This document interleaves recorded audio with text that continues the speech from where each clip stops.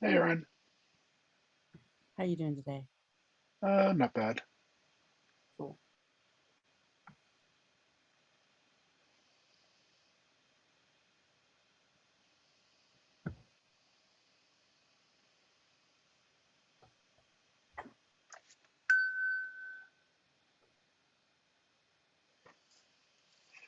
Let's see how many people actually show up today. Yeah, I mean the I had a few new registrants.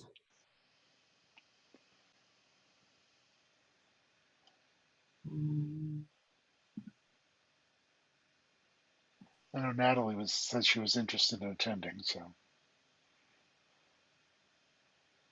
yeah, well, it's recorded, and I put the recordings out there. yeah.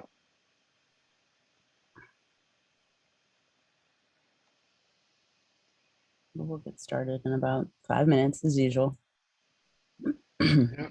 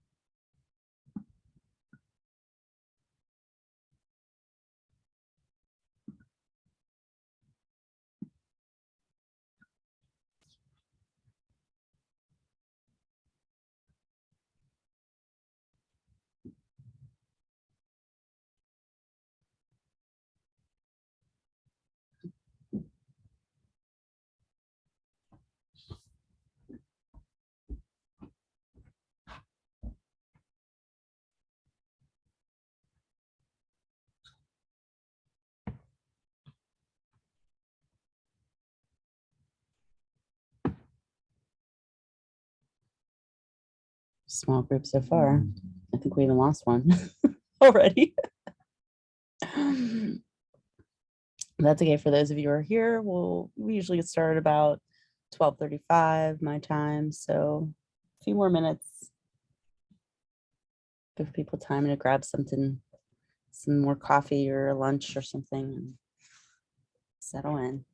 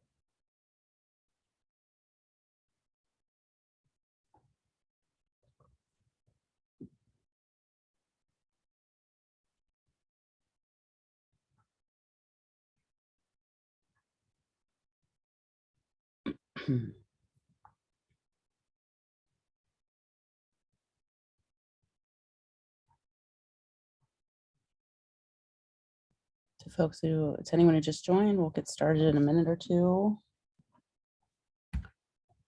Just hang tight.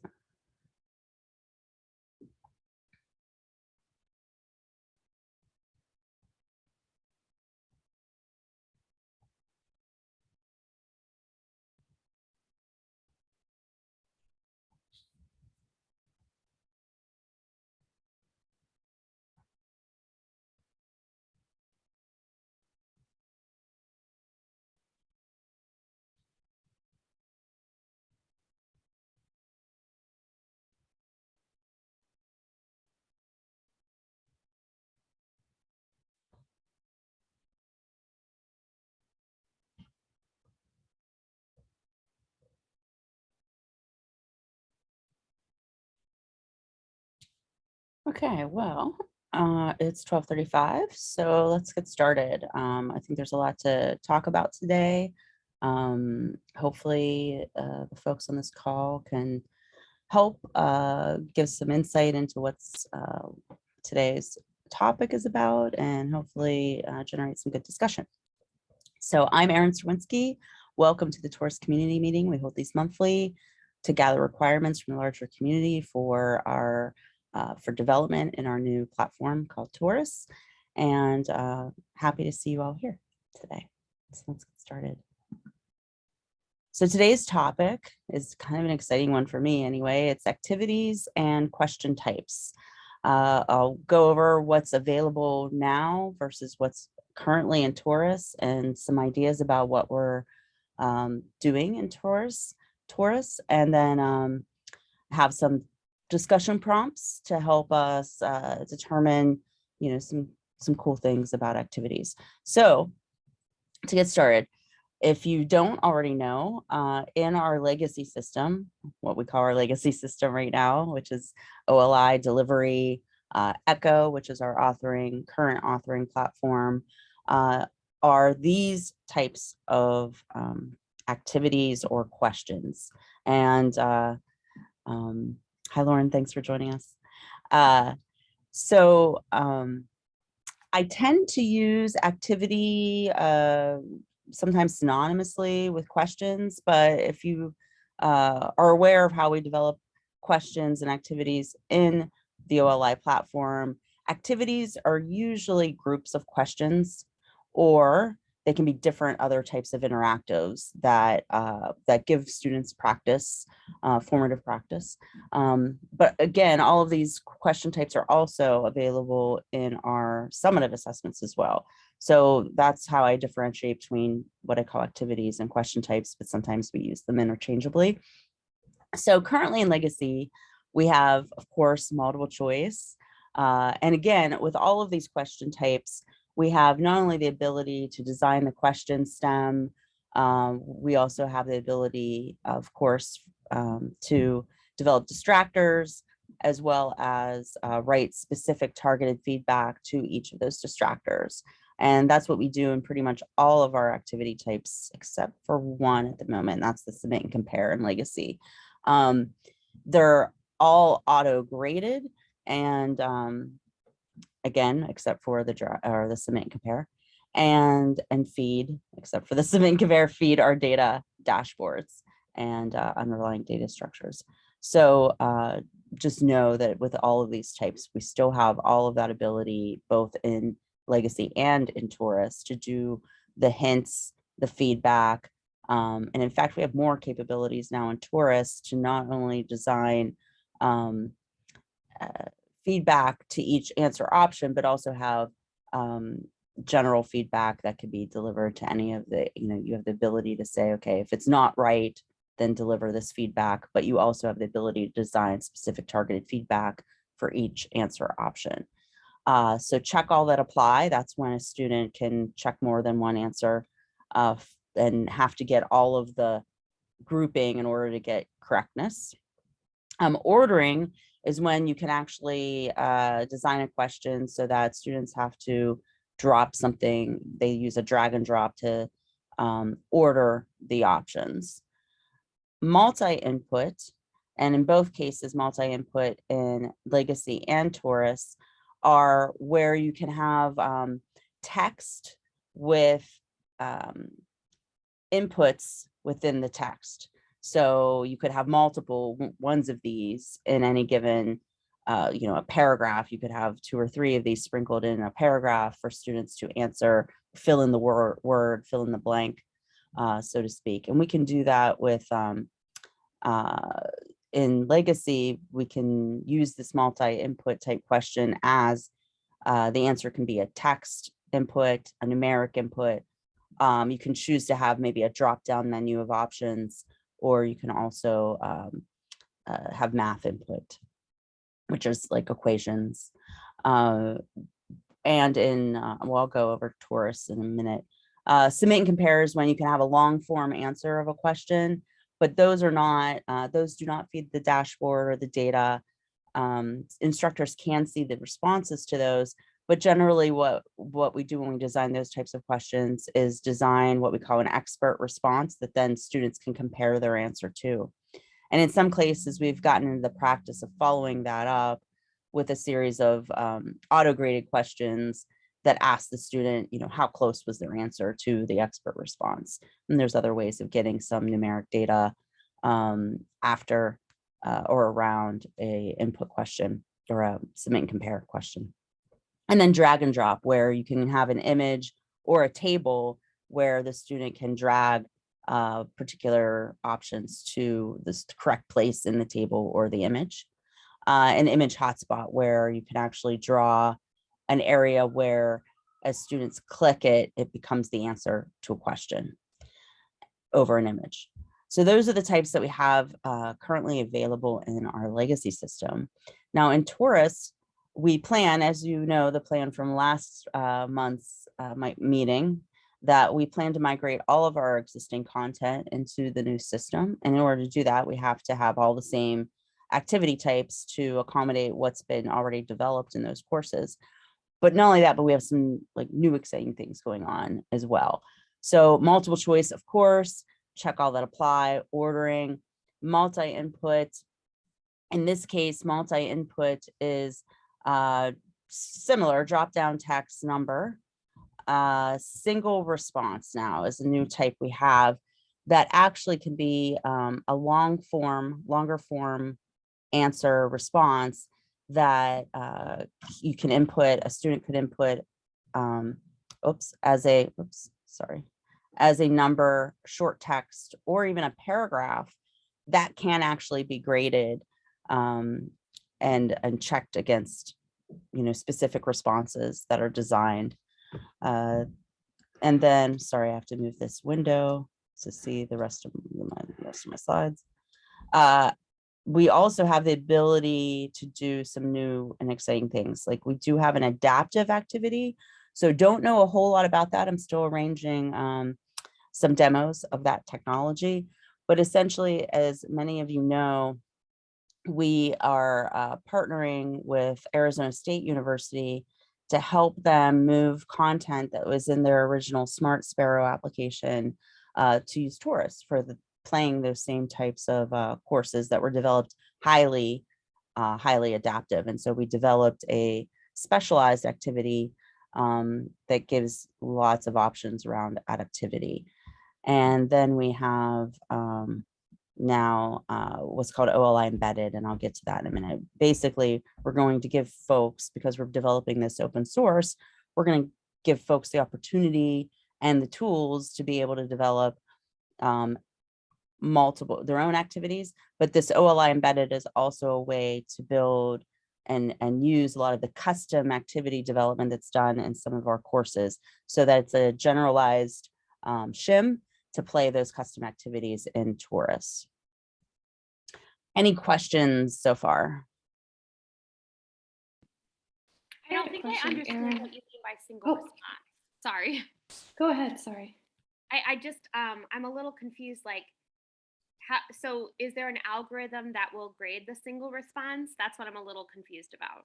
So there, you can, and forgive me for not knowing exactly how it works, but it is auto graded. So you can just determine if it's a sentence you're asking the student to form, then you can have that auto graded. But we also have the ability now to have instructor graded in a more elegant way. So you can, if it is a longer form response, like a paragraph, you can set that to be instructor graded. And then there's a workflow for instructors to be able to see those responses, grade them, and put those grades back into the gradebook. I can show some of this too once we get more into it. And let me see here, there's some chat. I had the same question. I will show this to you right now, actually. Let me just do that. I need to get out of this. Sorry, I mean to not stop my share, but I couldn't figure out a way to stop the PowerPoint. Okay, there we go.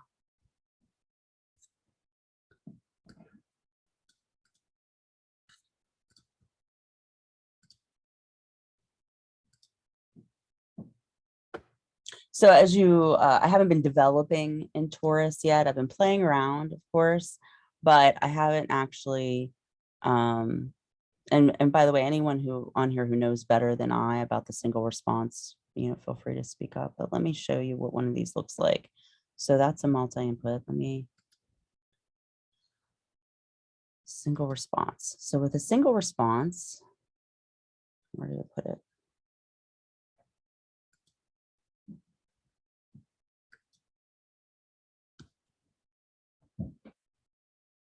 I apologize. I don't know why it's not. Of course, because I'm demoing. It's not working out for me. Let me go back out to a different project.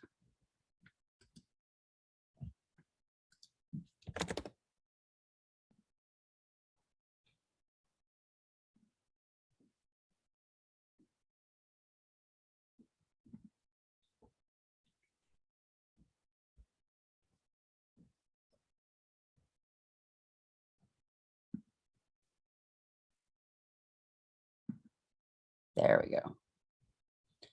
So for those of you who might not have seen this in Torus yet, I'm in Torus. I'm on a page and I'm adding activities kind of at random.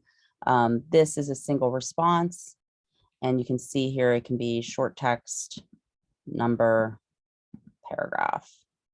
And then if you select answer key, you can decide here whether you want it to be instructor, manually graded, or automatic. And if it's an automatic, you see the types of, you can say what the answer should contain and give feedback, targeted feedback to certain other types of, like it contains or doesn't contain. You can grade on that. I haven't played around with this a lot yet. So I haven't seen the other side of it, like what the instructor sees when the students input this. So I apologize for not having that fully baked demo for you. But basically, we have the ability to grade longer form, auto grade, or instructor grade longer form responses. And of course, this is new. That's another reason why I'm not super familiar with it. So we can investigate use of it even further if there's a subset of you who think you really want to take advantage of this type. We can get a group together and explore it.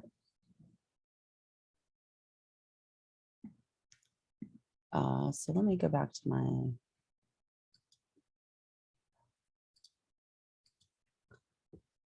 So essentially some other things I want to talk about with regard to activities and questions. We now have, like I just mentioned, and I didn't show completely, but we do have computer grading of text, more long form text. We have instructor graded questions and workflows that are different, and you can assign those on any given single question. Like you can't do that now in Legacy. Oops.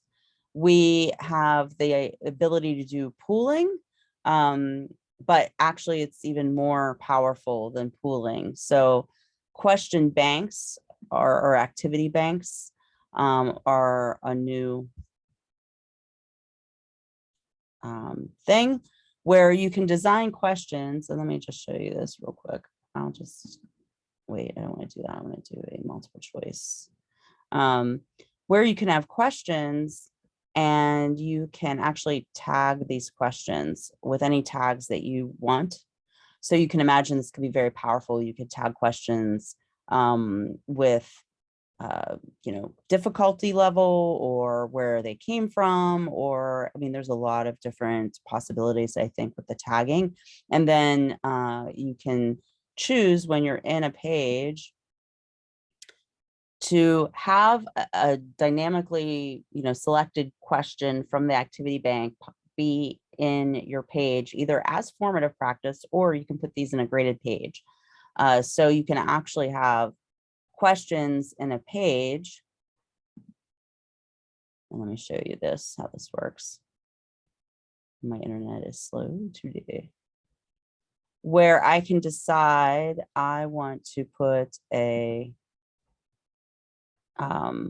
activity bank selection. So this means that there's a question here that will be pulled from the activity bank based on my selection. So how many from the bank to select, and then I can add the criteria. So if, say I just want random question here in this page from my pool of, 5 that are tagged with a particular tag, I can say, pool question that equals this tag or doesn't equal this particular tag. So I think that's a really interesting and powerful piece of functionality that we didn't have before, that again, I haven't played around with extensively, but I'm already imagining the ways it could be used. So that's activity banks. Then we have, we're trying to still sort out this idea that there are titles on questions. So I'm showing echo, these titles and what they actually feed and show. Right now, when you title a question, it'll show up in the insights page with that title. And we're still tinkering around with that. And then, of course, for any activities that we have or activity types, there's considerations about data, how you see the data, how you view the data, what unique identifiers are part of that data so that you can trace things back to specific questions and outcomes. And we're building more pedagogical type tips into Torus as well, so that when someone is creating, generating activities, designing activities, they have, and I just want to go back to that again, show the kind of tips that are included. So right now we have, suggested lead-in content for, that's geared towards that type. If you're going to pick an ordering activity, then you're going to probably, I might have put that in there actually.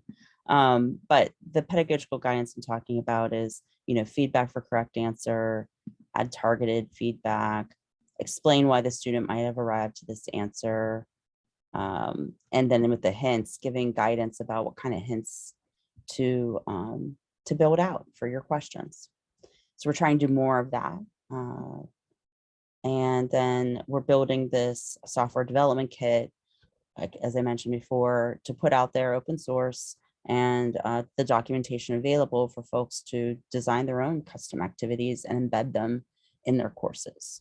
So a lot more flexibility, functionality, and kind of, sky's the limit ideas for activities and interactives in Torus. So for discussion today, I thought I would just show you that stuff really quickly, but really thinking about all of your activity types that you currently used. Think about how would you transfer those over? Would you make use of the new functionality? Are there other things that you can think of that you would like to have? Like, say you have certain activities in your courses now that you kind of shoehorned in to a particular type, but if you could imagine that activity over again, what's some functionality that you would like to have? Along those same lines, what are other activities or question types that you would need? If and when, I should say, we put this SDK out there for developing new activities and integrations, what do you think would you use that? Would you develop these on your own? Could you imagine different types of activities than what we would offer? Maybe what's been on your wish list for a while, again, kind of thinking back to the stuff that you've developed so far, and you thought, wow, I could really do this cool thing if I had these types, or if the types of questions that OLI had worked in this way. So I'm really open to hearing any of your ideas, any of your pain points around question and activity development, to really start to get ideas of what else we might need or how we might make the ones that we have more robust. And I'm also interested in any kind of data analysis that you do, and if what information that you review on a regular basis, either regards to individual students or aggregated in multiple ways. And then, are there accessibility and DEI considerations that we should be making? Of course, accessibility, we want everything to be able to be screen readable, tabbed through, that sort of thing. But are there other things that you can think of that might help help people with disabilities, be able to really learn and answer those questions and get the feedback? So all of this is up for discussion. Any particular place that you folks would like to start?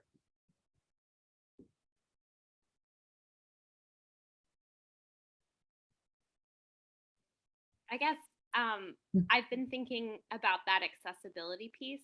I know that's out of order, but It's fine. It doesn't have to be in any order. I mean, I've been thinking about like obviously everything on your list. I think this is a really helpful discussion today. But one of the things that I think would be really awesome to do is, for example, in physiology courses, you might have different parts of the brain. You might have an image, right?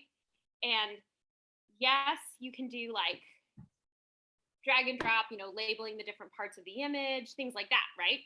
But that's not accessible for students that can't see or have visual impairment. So I was thinking it would be a really awesome build-in to basically be able to have an audio voiceover component. And you don't want that to show up for students that read the information, because if you're reading the information and having the audio voiceover, obviously that's totally antithetical to the multimedia principle. Right. So what I would want it to be would be an audio voiceover component that's available for visually impaired students that are like, this is what's turned on when the text is turned off, and the ability to basically have students be able to kind of visualize a figure in their head based upon the information, because I don't think that there's a really clear-cut good way to do that. But being able to visualize in your head, what the different parts of the brain look like, or if you're thinking about a giant world map, think about where things are relative to each other. But just like that, to be available for the sort of like drag and drop activities that have images. Does that make sense? Yes, it does. And it's something I was just talking with someone about not too like this week. I can't remember who exactly or what the context was, but we were saying, yeah, we would need some sort of audio voiceovers for visually impaired students for a lot of things. Detailed images where instead of alt text alone, the video or the voiceover, the audio would be more helpful in some of those situations, and maybe even easier to produce, easier to consume. But then, yeah, have it in a way where, the seeing students couldn't necessarily use that as a way to answer the questions either. It's tricky. But I think it helps everybody when we have multiple representations of the content anyway. So, and it's formative practice. So even if they're listening to it and getting the answers, it's might be okay. But we're also considering for drag and drops, there's another consideration that we have to take, and that is for motor impaired students who really can't even do that dragging motion. What do we do for those? So we're really going to have to carefully think of and probably get some expertise in how we might turn some of our existing question types into accessible versions, or do things with that type that easily help or easily can be easily tabbed through, and make it very easy for students to use the keyboard, or even in some cases students who might be using a mouse or something like that to be able to easily answer those types of questions. Yeah, thanks, Erin. I think that this is something that's really timely right now. Mm-hmm. I think that the more audio voiceover opportunities that we have, the better. I agree. I think that drag and drops are inherently not not accessible, which is problematic. When you think about the benefits of dual coding, so dual coding is fantastic, but it's not dual coding the way it's traditionally thought of is not accessible for visually impaired students. So can we have the audio component replace the the visual component in terms of harnessing the power of dual coding for students and how to manifest that in OLI is kind of like a larger area that could be explored. Yeah, and I'm really interested in exploring all of that. One of the things I'm trying to really push on is accessibility in terms of, how can we make the most accessible courses available out there. I've had some experiences this year that made me realize how difficult it is for students who have any disabilities to learn. It's not just about consuming material and web accessibility. It's a little more than that, because it's actually creating these things in a way, these scaffolds in a way that actually allow them to learn the material, not just consume it, if you know what I mean. And so we have to think about, the practice opportunities. If they have to be very easy so that students can practice, no matter what their disability may be, and actually learn the material. Because what I've realized is that, like, writing alt text is a science and an art, just like a lot of this stuff. You want to be, you don't want to write it to the detail where you're providing more cognitive load for a student than is necessary, but you have to write it in a way where they're getting the point of why that thing is there as and part of the learning, and that they can actually recall and learn it. So it's a really interesting, fascinating field that I've always been cognizant of, always as an instructional designer of online content. I've always had to worry about and be trying to put things in place to help with students with disabilities. But I'm realizing how far off the mark a lot of materials out there are, and I want to be better. I want to do better. Will Torus also have the capability, I'm assuming, for students to talk and then for that to be integrated into text that can be reviewed by the system? Because that would be equally important. So will Torus have that functionality for students that just need to speak and have that be integrated? Audio submission. Yes. And then have, translation into text and then be graded, because that would help students that it's difficult for them to type. It's interesting. I never thought about that. I think we've already had a request, especially from our wonderful languages department, to have audio submission as an input, as an activity type, essentially. I'm trying to think if we do that right now. I'm actually going to look here. I need a short answer. Did I put one here? I mean, I can add an audio clip that I produced somewhere else. The actual, no, that was for the question. I don't know for an answer if we can do that yet, but that would be really cool if we could. What we want to do even further, though, is build in a tool where they can, I think this is more of what you're thinking of, where they don't just select an audio clip they produce somewhere else, but they can produce the audio clip right there as part of the answer, and it gets submitted to the system. Right now, I can imagine, baby steps for that. I can imagine we have the ability to input audio, but then have the player right there to input audio. And then the next step would be to actually like turn it into text and grade it. Right now, I think we'll probably I can imagine we would build something where you can input audio, capture it, and then have it graded by the instructor manually. I would also like to see, I mean, if we're talking wish list here, I would like to see the ability for that to go into maybe a peer grading system, where you can then assign other students to kind of listen and grade it. And I can imagine all kinds of cool stuff when it comes to activities. Well, maybe this is the impetus to, get that going really in earnest for the language instructors, because if this is accessibility related, then often that will push us over the edge to make something happen. Yeah. And Natalie, let me test that out. I was going to test it, and then but I gotta test both sides of it. I want to test the answering of the question and then the grading part as well. What I was showing right now is just the ability to really embed an audio clip anywhere as the question, as an answer option. But I got to test out fully if you can do it as a response to a question.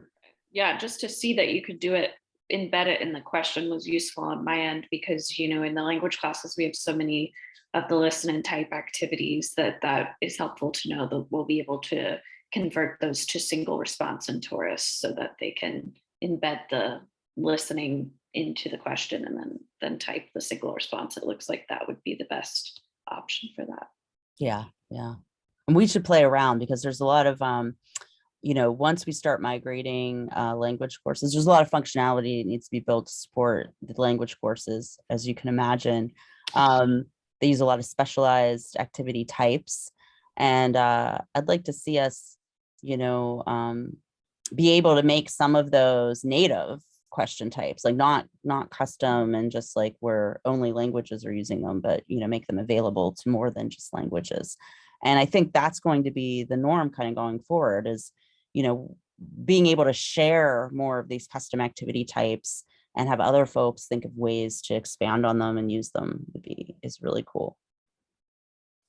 That's a really exciting part of it for me is, you know, a lot of these courses so far have been developed, I don't want to say in complete isolation, but they've been developed. And, you know, the subject matter experts, the teachers and the designers who were part of that course could imagine lots of cool stuff and develop it specially for that course, but it wasn't necessarily shareable then across to other courses and course developers. So I'm excited about that opening up a lot of possibilities.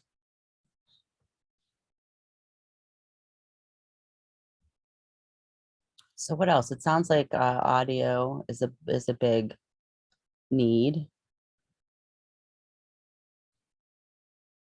I'm excited to play around with the single response too, to see how well that can be graded automatically. And, you know, we'll be giving a Torus demo of the latest functionality and everything in the next Torus community meeting, which is why I didn't quite prepare to give demos. And I try not to give too many demos, even though I know you probably want to see what all the latest and greatest is, but we're developing so fast. I need time to kind of play around with things first before I can give a really thorough demo and answer good questions. So I am planning for that in the next meeting. And there'll be a lot of cool stuff to show off. So let's think about, yeah, Natalie.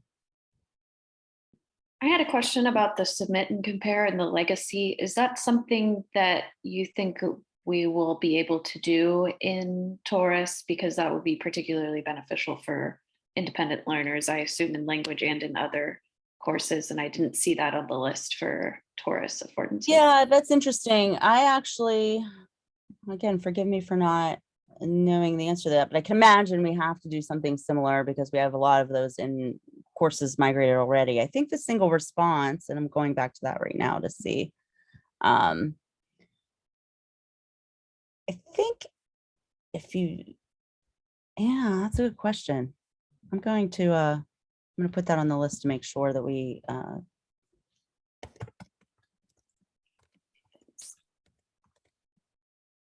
submit and compare. I mean, we know that because it'll be needed to migrate those questions. I can't imagine we're going to change all of those into a question type that has to be either manually graded or is like, because none of that feedback was written to be, you know, for character recognition. So we're going to have some way of doing that. And we might be able to do that with the current type already. And I'm just not aware of how. But yes, as a short answer to your question. That's helpful. Thanks. But I'm putting it in the notes so we make sure that we address it. And we're still working towards finer granularity in video. What, yeah, explain a little bit more about that. What do you mean?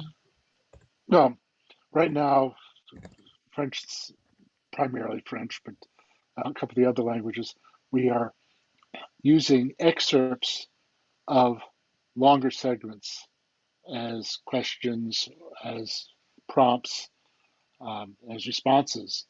And rather than having separate files for each of them so that we don't have any extraneous sounds before and after, we able to get down to, I think we're doing about 1/10 of a second uh, precision, uh, and the YouTube interface, as far as I've been able to experiment and read up, does not go that deep. It's 1 second um, resolution rather than fractions of a second. Okay. So, I don't know the answer to that, but I'm definitely putting it here as something to explore and make sure that we can do. It's something that we're asked about a lot, actually, being able to have controls on our videos, to be able to slow down, speed up, have specific markers that you take directly to students. And I thought we had some of those controls already in place. So it might be that you either don't know that or don't know how, or that it's not, and I'm not aware of that. So I'll find out more for you. I know in previous discussions, it's been more of a we want to move away from doing it ourselves to YouTube or Vimeo, um, sourcing of video, and their interfaces don't seem to have that granularity either. Yeah. Right. I think there's some controls. We used to have the ability in Echo, and I swear we do. Let me see this for a second. Let me get to a video because I want to see something. I'm just going to explore here. I'm going to add a video. Okay, this is just a generic one, but I believe to replace the house voice. Sorry, I gotta move these windows around so that I can get to what I need. Okay. So I wonder what that does. I thought, I'm sorry, I think that does the bottom, the play, the volume yeah. control, So you can speed. control this kind of stuff. Yeah. I am remembering, and maybe it just didn't work out, where we did have the ability to say, okay, start the video at this time and end at this time, so that you could hone in on a particular few seconds. But maybe that didn't work out and we didn't build it into Echo. I can't forgive me for not knowing that. But I agree with you either way. We want that more built in, and we have to really we're going to have to open up and expand the way we embed video, because we're already being asked by some of our partner organizations to allow for things other than YouTube or Vimeo. So this is something that we are exploring. Yeah. And let's see. April, nice to see you're here. You're saying you need to be able to export an aggregated participant by module for all modules from the learning dashboard, or if the percent complete can be included in the gradebook. Yes, this is something we get asked for, I swear, every day, is the ability to, and let me go back to my notes here, make sure I capture this. And then I lost the chat. The ability to know basically percent completion of the formatives, and then be able to use that as a grading mechanism of some sort. So we've been, I swear, I think I have that conversation every other day with folks who really want that. So let me make sure I capture that. And I'm sure we already have some user stories around that. So we are carefully thinking about not just replicating the learning dashboard as it is, but what are other types of visualizations and data that you can make available to different roles, whether it be instructors, directly to the students, administrators, all of that. So we're going to be doing some pretty cool stuff around dashboard and really expanding the ability. I know in Norm's vision is to also be able to have other folks maybe build visualizations and dashboards and see how they work with our content. So we're really thinking deeply about all of that. But let me capture this just to make sure. Okay, need to see. I'm just gonna export. Just gonna take this right from the chat. Thank you for that. Where are we at with pass back activities from Canvas to Torus? Oh my goodness, April, we need to catch up because there's a lot going on. We're using the latest LTI.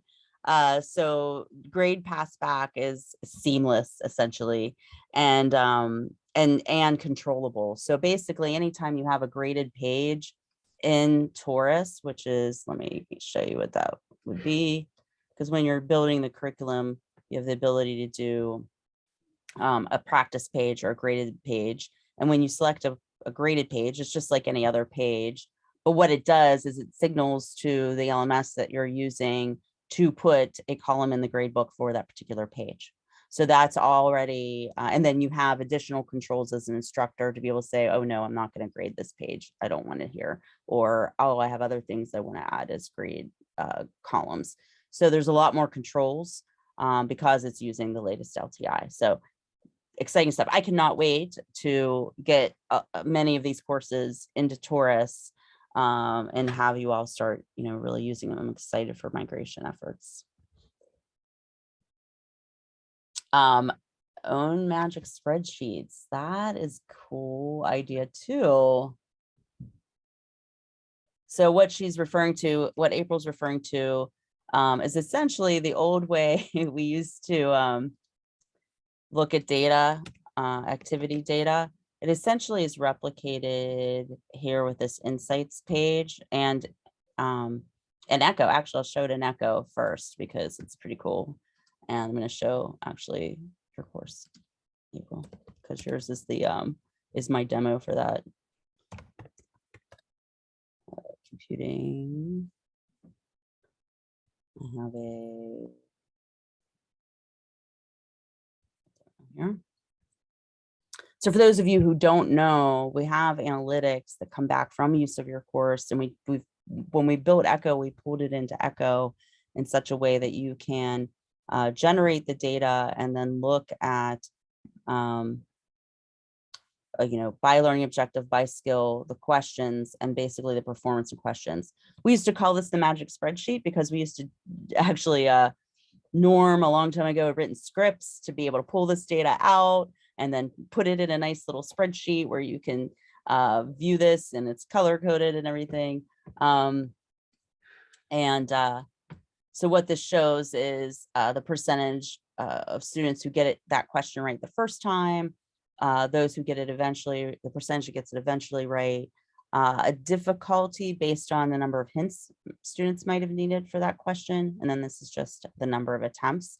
And this data, as you can imagine, is pretty powerful in terms of iterative improvement efforts. So we did replicate this in Torus, but now we have even better controls. So now you can actually show these analytics by page, by activity, by objective, and review that same type of information. This course that I'm showing right now has like no data in it, so that's why. But the idea is that we would, in fact, I can probably show a course that has this data. I just had my team generate some for me in this course.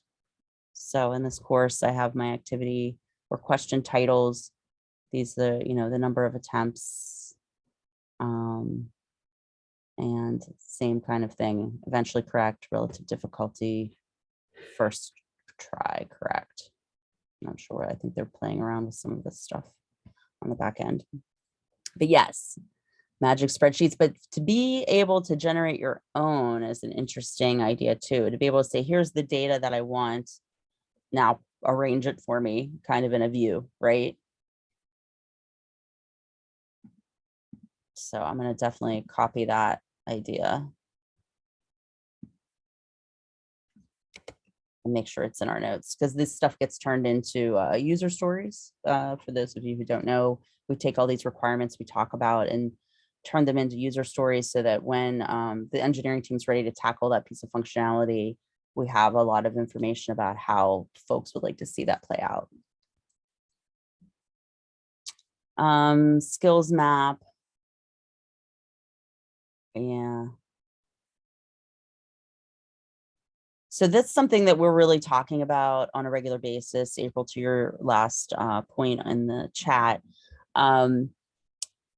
really trying to think about how folks want to see and use the data. And in fact, I might even want to dive in with you and some others more about this to try and find out, like, what do you do in your analysis? Like, kind of do a task analysis, cognitive task analysis of a data analysis project, so that we can find out, you know, exactly what you look at, what you would like to see that you don't have access to, how you would like to see it displayed, and that sort of thing. Right now, we're focused mainly on migration, but we're going to start. Yeah, I will definitely be reaching out.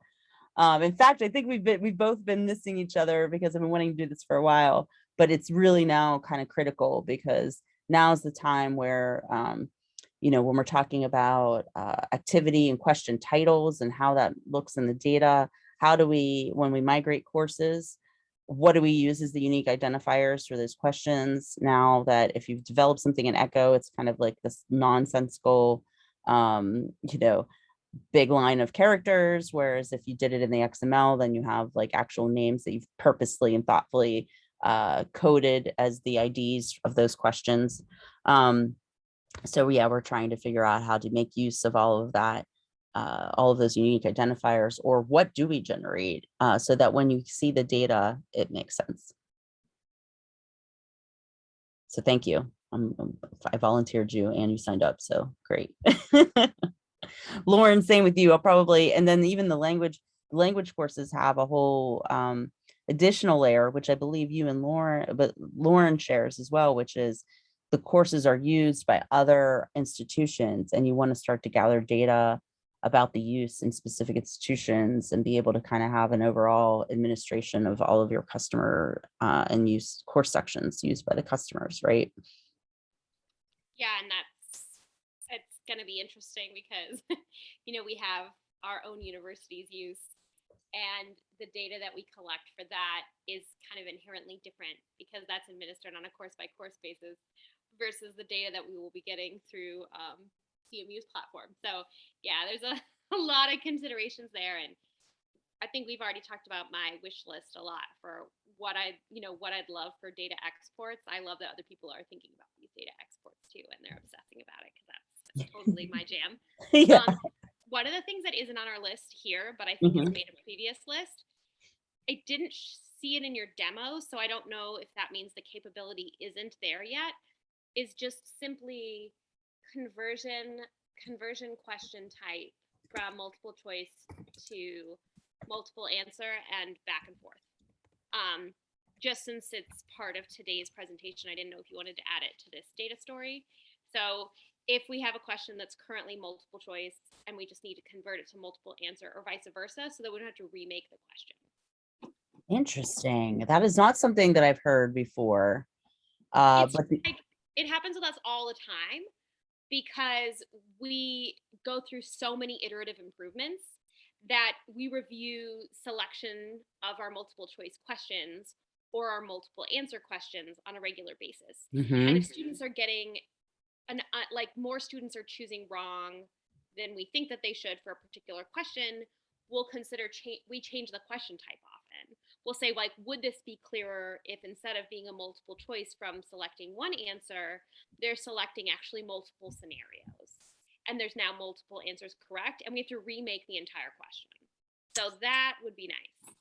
Okay, great. I'm gonna definitely ask Alex to capture that one for iterative improvement user stories. So interestingly enough, Alex, Caitlin, and I have been working on a improvements to our psychology course. You know, massive, I wouldn't call it an overhaul, but, you know, looking at the data, looking, you know, surveying instructors, we've done a page by page review with subject matter experts to identify places of things that need updated and changed.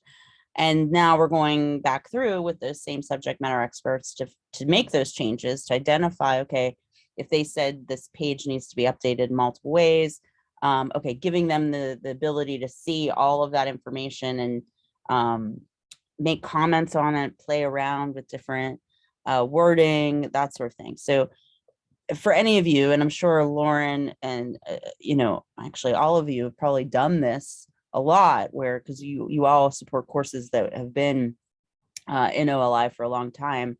And this is the first time I'm doing like a full overhaul like that. And the workflows that we've had to use for that are really bad and hard, right? We identified about 800 different things we want to change in the course, and then now going back through and assigning the changes to different people based on, if it's just a typo, I can give that to like student workers to do, whereas if something more meaty, I might need an expert to revise. And so getting those things in the places where people can work on them and be creative and not just be, in echo, okay, I'm going to change this sentence to this sentence, but actually thinking about it from the view of a holistic view of a page or a module, and thinking, okay, here's the learning objective. If I make these changes, does that learning objective still stand? Do the activities need to change? Does the feedback in the activities need to change? And seeing all of that in one place to be able to think about it cohesively. Sorry, I'm like right in the middle of this, so it's really it's like on my mind all the time, like how can I make this easier? And so Caitlin and Alex and I have been talking a lot about that and figuring out ways, and writing user stories that will add functionality that will ease iterative improvement efforts. So this conversion question type is one of those things I hadn't thought of. I had thought of being able to drag and drop material around, moving activities from one page to another, splitting up pages, all of that. But I had not thought about just converting easily a question from one type to another. And that's interesting. Also with your new single, what is it called? Single answer question. Single response. Yeah. What I could also see happening is us deciding, we're not really understanding from this, that we're not really understanding why students aren't grasping this particular question. And the best way to get at that is to have them type in an answer. So that could also be one of those question types where, as part of iterative improvement, we say, like, we're going to change this question type to that to garner more information and then make a decision about how to alter the question in the future. So multiple choice to multiple answer or multiple selection, and then maybe also including a single selection.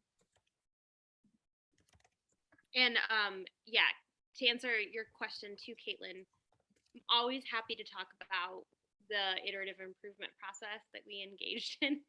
It was very intense, and I know not everybody would have time to do the level of iteration that we did, but that doesn't mean that we haven't, learned some things that would maybe streamline it for other people in the future. Yeah, we're just trying to capture that, and hopefully, and this is a big hopefully, we might be able to do a tech solution to help better facilitate iterative improvements, but we're at the very beginning stages of what do we need right now. So the other thing I want to say about that is we're also trying to figure out, so one of my learning engineers that you might know, Tanvi works on a couple big grant projects and that are looking into learner sourcing of questions.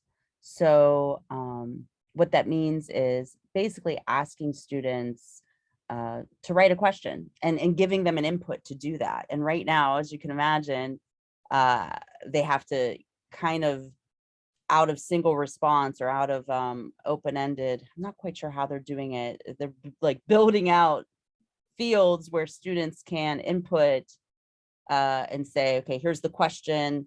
Here are the distractors that I'm writing for a multiple choice question.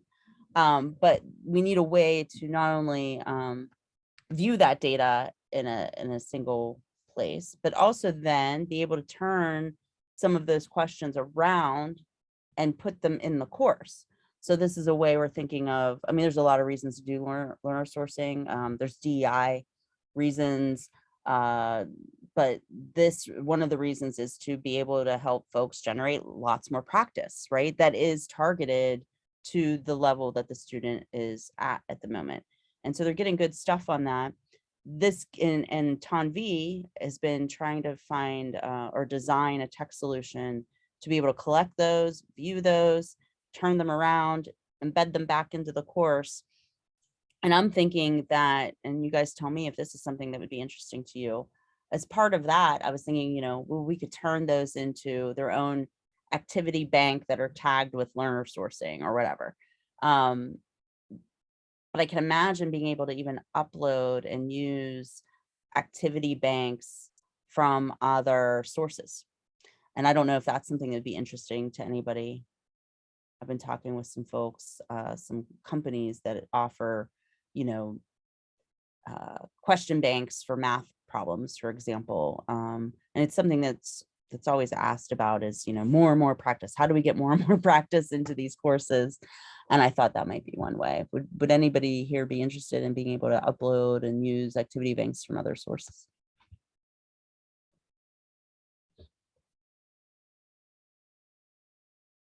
Not appealing to this group? Natalie said yes in the chat.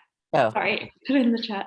yeah. I think that would be interesting. I did have the opportunity to meet with Stephen Moore, who's a doctoral student working on the Yes. learner sourcing. And I think it would be great because, so many students want extra practice in certain areas, but if you build it into the course, which our courses are already quite large, folks find it to be overwhelming and feel like they need to do it. But if there was an option, more of an option where it didn't necessarily count towards our pre-existing activities, or a way to look at what those learner sourced activities were and exercises, and to perhaps substitute them out for some of our kind of true false questions, which are pedagogically problematic for culture, for example. Yeah. But that's another interesting, oh, sorry, was someone else going to say something? I was just going to say, Erin, I think this is actually a really important consideration from the standpoint of the science of teaching and learning, because, building your own questions, making your own questions is part of elaborative interrogation. So since we have an elaborative interrogation module, so I think that would be something that would be particularly interesting to us. And it would be, and those would be, for us, that would be like short answer questions. We are already having students do this in one of our modules. We're just using basically like a text box for them to write in their, question. It's a short answer question and an answer. Mm-hmm. So that would be great for us to track that. And I'm also trying to be mindful of the fact that if you want students to write their own, we also don't want them copying and pasting questions from Quizlet. So this is true. You have to think about, I hate to think, this way, but I'm always like trying to vet, like, well, what are the challenges to this based upon how students use existing software? But, we can't altogether combat that, but just thinking about how it would be good not to have, it would be good to like force them to type in the question, maybe not have a copy paste. Just an idea, like that can be something that can prevent, just like the fast thing that students do. Right. Okay. So for learner sourcing, we have to consider ways of making it like not easy to copy paste. Yeah, just a little harder. Like if you can't copy and paste it in, you have to type it in. It's just like a little bit harder, maybe more of a reason for students to try to come up with their own. If the design is for them to come up with their own question as a way to enhance their learning, because coming up with their own question does enhance their learning. Mm-hmm.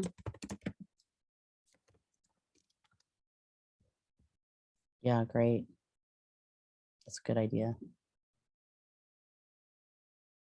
But I want to go back to this extra practice thing for a second, because the reason I thought about it is something I think Natalie said, or maybe it was you, Lauren, about how you want to give students extra practice, but you don't necessarily want to penalize them for needing that extra practice, or make it seem like you have to do it either. Like it's like you just want to kind of make it available for those students who need it or want it. But something that made me think about is, we do this in some of our courses now in terms of, I know, oh, what did I help build or work on? It might be statistics. That has lots of opportunities like, oh, if you need extra practice here, click this link and it takes them to another page with more activities on it. But what I'm thinking, what I thought of that I hadn't thought of before is the fact that if we do that, then we have to be very careful about the data considerations, right? And we want to make sure that if we are going to have a participation score and we add all this extra practice in, we need a way to not count that or to give credit for the extra practice, but without penalizing students who didn't do it. So those kind of have to be kind of not part of the overall participation score, but maybe like a separate, this student did the extra practice and this is how much of that they did. But having the ability to manage all of that in terms of not just build the place for extra practice, but also the data considerations around that. Yeah, a couple of things I keep trying to keep forefront of everybody's mind with any new functionality is how could that be done how could iterative improvement be done? What are the data considerations in terms of what does this look like when you start collecting data on these things? I was calling them like swim lanes. And we started thinking about, different personas that need to take advantage of the same functionality, but use it in different ways. So like, what would researchers do with this functionality? What would, how is it different for learners versus instructors? So really trying to keep, anytime we talk about new functionality, to keep, okay, well, how would this impact the different user personas and how would they use it maybe slightly differently from each other?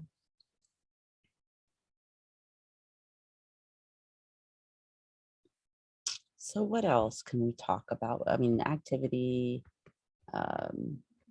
development, data. Would you guys be interested or know of folks who would be interested in developing custom activities and different types of stuff if we had, if we put out good documentation around how to do that and how to embed them?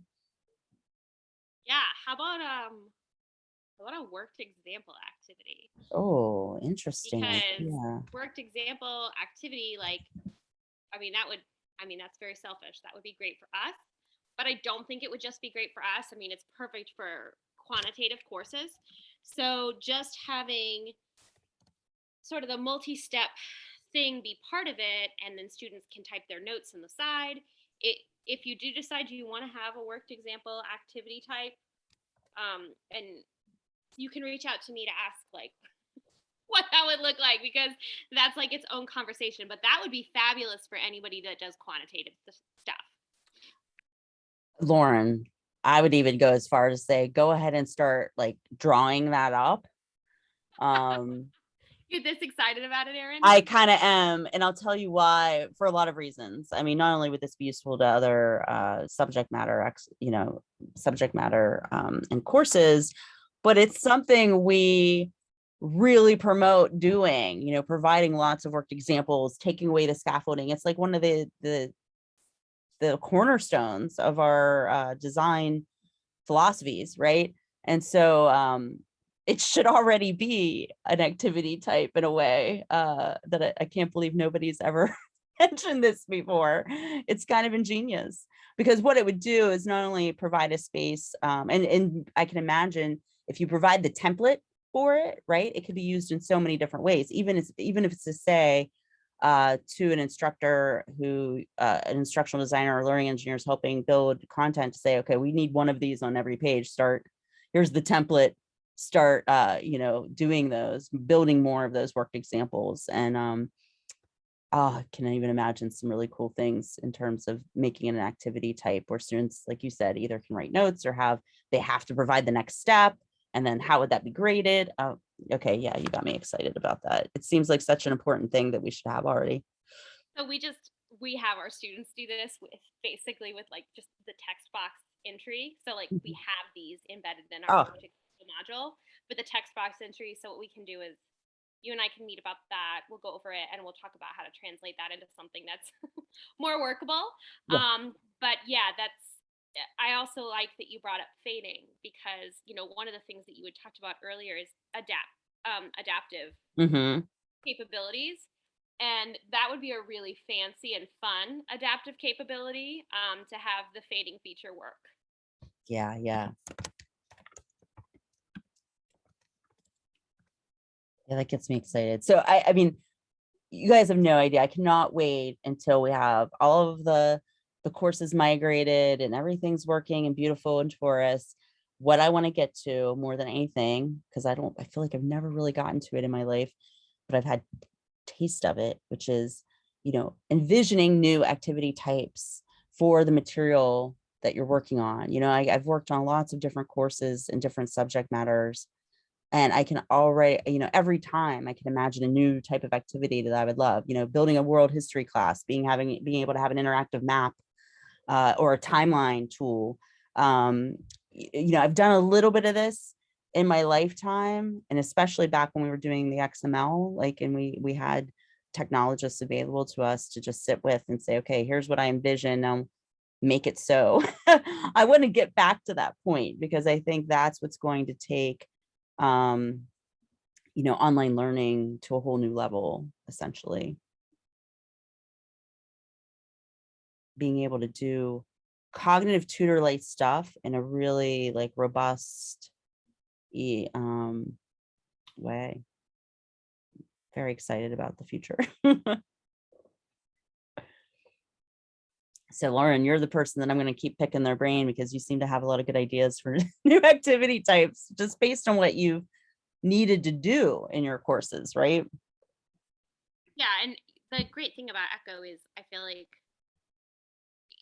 you can have all these workarounds, right? And I know you're trying to like work towards not having workarounds, and that's great. But at least Echo was very malleable in terms of allowing us to do all the things that we need to do.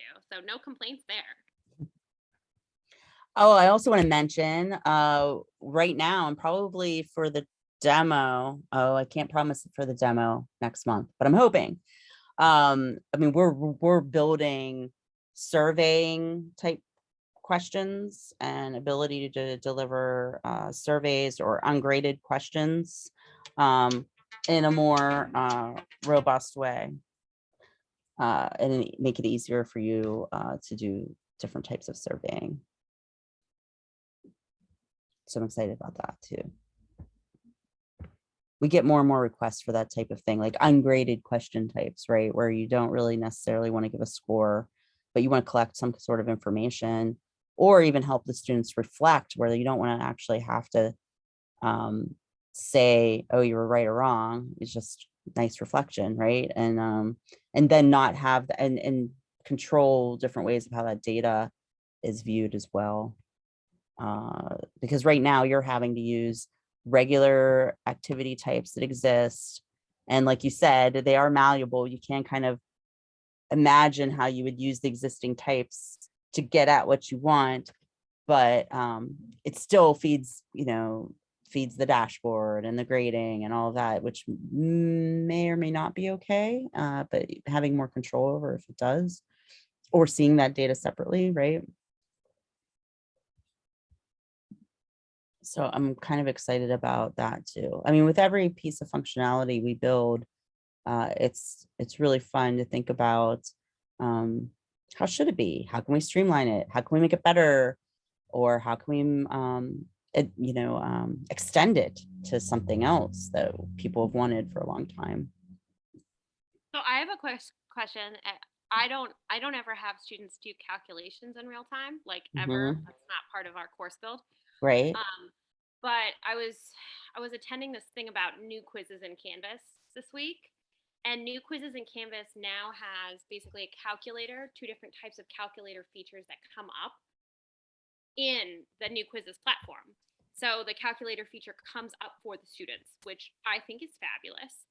But I'm wondering if you had that for OLI, then what you could also do is get data. It's like click data, but you could get you could get pathway data on what students are actually typing in with the calculator feature. Is that something you already have, or is that something that might be helpful? Maybe someone can help me here, maybe not. We have the ability, I haven't worked on a lot of math courses, so I know we have the ability to do Math ML at one point, and then I think Math ML and LaTeX. So we do have the ability in some of our courses like chemistry to be able to, it'll pull up like a, you know, an equation generator that will then serve as an answer to a question. Again, I'm not as familiar with it, but it's not quite the same thing. So that's interesting. I'll go look at, what was that called again? It's in Canvas and it's in the new quizzes feature. So there's like old quizzes, and the new quizzes has just kind of been released this past semester. And I just was shown this like amazing calculator feature, and I was like, well, that's fancy. I wonder if OLI is collecting click data on like entered calculator responses, because I thought that was pretty cool. Yeah, no, we're not doing that at the moment, I don't believe. I really want to look into that, because that's, you know, anything where we can get more data points about how students are working through problems would be really excellent. I mean, that would also help with iterative improvement amazingly, because you get to see, you know, you get to see the common, you know, mistakes kind of play out. Okay, is there any chats that I've missed? I don't think so.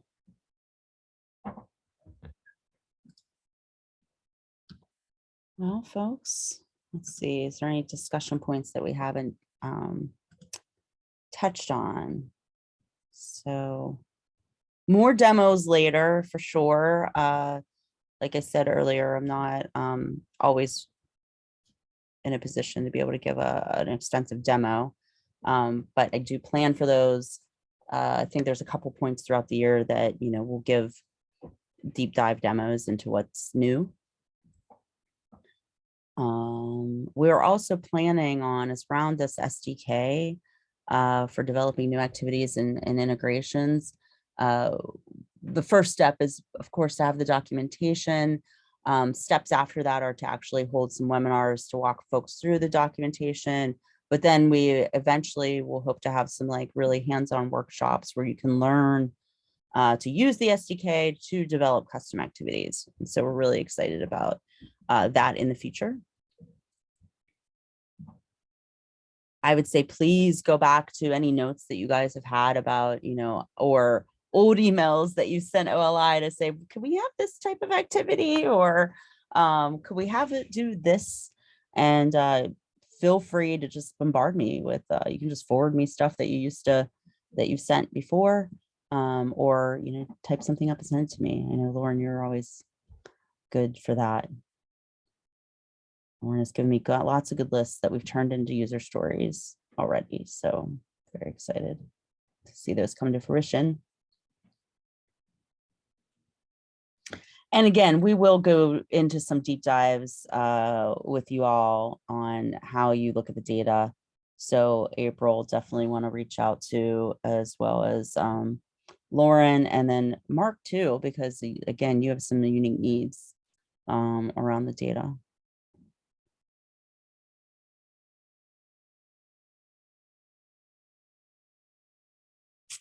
So I think the conversation is like naturally kind of come to a close, unless you guys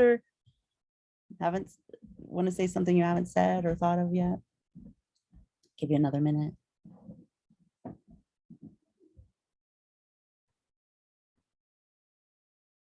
Okay, well then I'm gonna call it a meeting. Thank you all for joining in and being so and sharing all of the great information about your experiences and what you'd like to see and how you'd like to see things play out. Really appreciate it. Couldn't be doing any of this without you all to share that information with us and to be the folks to kind of test these things out. Can't wait to get many of you into Torus actively developing. So if you're interested, you can always go out, create an account and start to play. But we're still working on the migration plan, but we just know that when we get to your courses, you will be consulted. We're not just gonna, say, oh, hey, by the way, we changed everything in Torus. Now you can go and review it page by page. We're working now.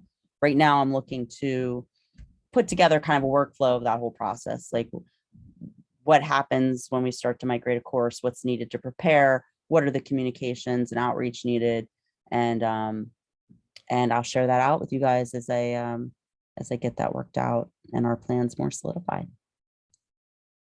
Definitely appreciate you all, though. We appreciate you, Erin. Yes, Thanks, thanks, Erin.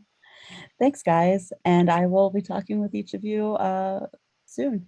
And join us for the next one, which will be a demo of Torus. I was starting to try to list out all the new stuff that you'll get to see in there. And there was more than I could just list, so I just stopped it.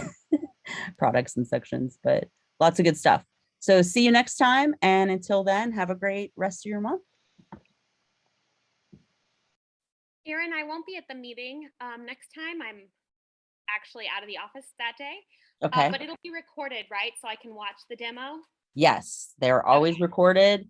I'm not always, quick to get them out there, but I can always send it to you separately as well if it's not posted yet. So yeah, ping it's me. No problem. As long as I am able to watch it before the next month's meeting, there's no rush. I just want to make sure I see it before I go to the next month, because I don't ever miss one. So thank you.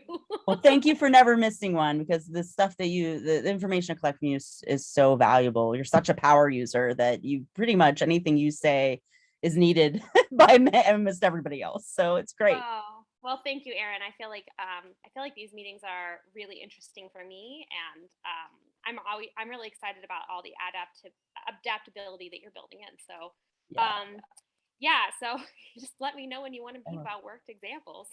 Yes, I will. Great. Have a good weekend, Erin. Thank you. Bye, Lauren.